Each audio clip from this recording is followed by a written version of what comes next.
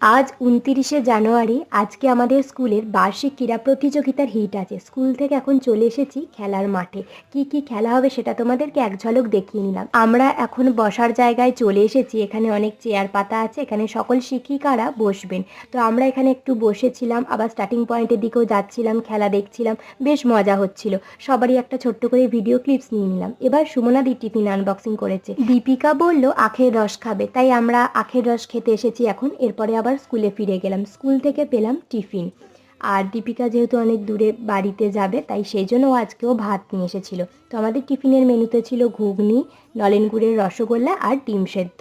এখন আমাদের খাওয়া দাওয়া পর্ব শুরু হয়ে গেছে। টিফিনের আগে বেশ কিছু খেলা হয়ে গেছে, আবার বাকিগুলো টিফিনের পরে হবে। তাই তাড়াতাড়ি খাওয়া দাওয়া শেষ করে এখন মাঠে ফিরে এলাম। দীপিকা এখানে অঙ্কের কোয়েশ্চেন বানাচ্ছে। তো ভিডিও করছিলাম বলে ও একটু লজ্জাই পেয়ে গেছে। সিঞ্জিতা দেখছে কি কি খেলা বাকি আছে।